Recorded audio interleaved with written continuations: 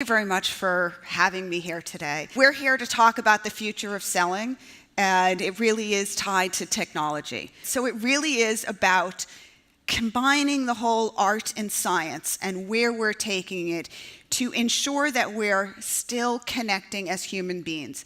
Intelligent applications can take over the execution part. They can move forward that connection to a point, but it is still about the pitch. So how are we going to bring back the information to leverage the content, turn it into tribal knowledge, turn it into storytelling so that we can improve marketing and sales effectiveness? Marketing is out there creating all these leads at the top, and at the bottom it eventually falls out. And we've spent a lot of time and money attracting prospects, generating leads, understanding what's going on, and then we pass it off to sales and says, this is the best leads, go for it. So we spent a lot of time feeding the top of the funnel, and I'm not saying it's wrong.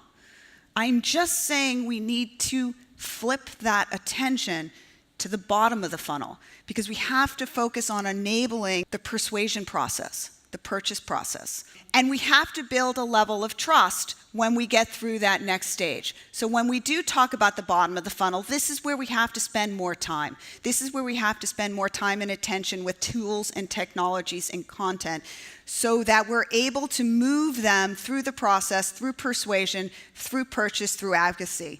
And that's really where we start applying what sales reps need and empower them. And so what I really want to do is flip the funnel to pay more attention to how we're going to influence buyers and guide sales at point of interaction.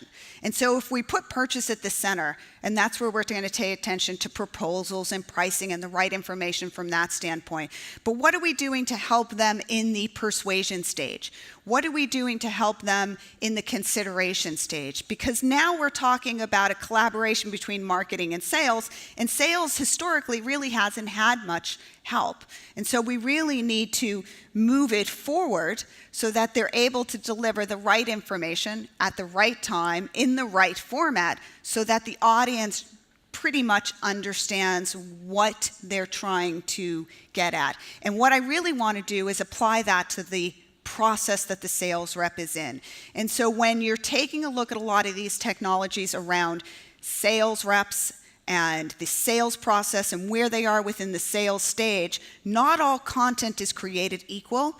And at every single point in the process, each person that you're talking to might be at a different stage in the process also. So this is really where it has to be much more dynamic. This is what I mean about the future of selling and where we're going. So we've spent a lot of information and a lot of dollars and a lot of our time on CRM and sales automation. And it's great.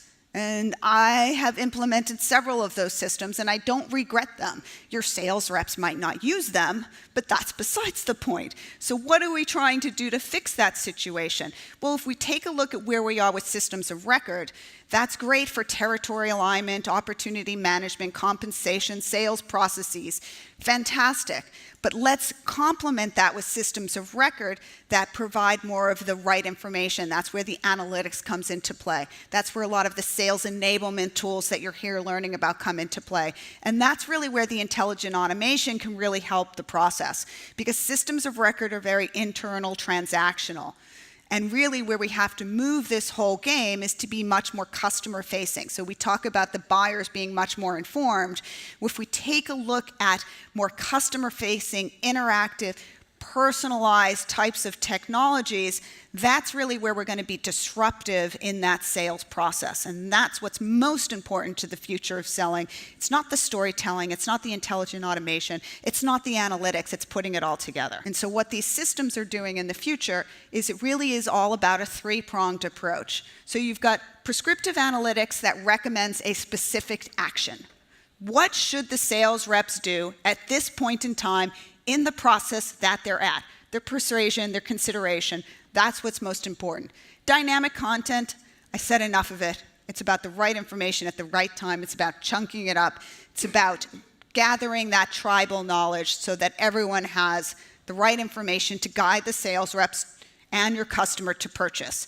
And it's about intelligent automation. What are we doing about automating those processes with machine learning for sales and automation. But in a silo, it doesn't work. So how this chart works is you take prescriptive analytics and you tie it to intelligent automation. That's great. You get process efficiency.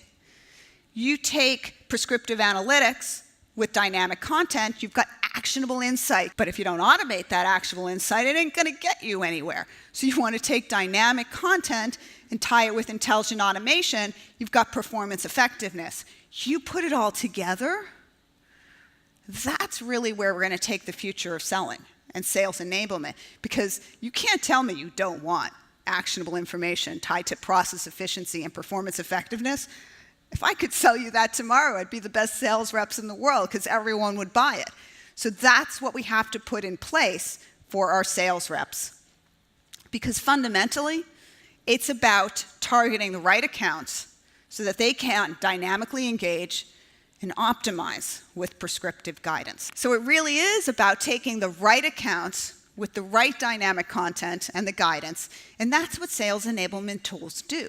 They put the right information that marketing creates with the right guidance for salespersons to act. And so it is about understanding all the ways that we communicate, whether that be in the proposals or whether that be in the presentations or whether that be in the emails, whether that be in our sales automation systems, and providing a layer of intelligence on top of it so that they can present the right information that is context-driven at the right situation for all the different buyers' process. And why should you care?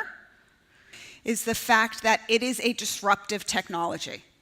As an industry analyst, we're constantly asking line of business and IT what they need. And so when we take a look specifically around sales technology and where they're trying to go, we asked them to choose 3 things that they felt was going to be the biggest transformational impact over the next 12 months. Sales analytics and intelligence, if you really think about it, it was 1, 2, 3, divided up. Believe me, there were other things in there that fell off the charts down below, but this is what's most important. Sales analytics, but again, if you can take away anything, sales analytics really doesn't give you what you need unless you embed it into a tool that you can take action from. And then when you talk about customer communication tools, that's great, but what good is a tool if we're not communicating with the right information at the right time?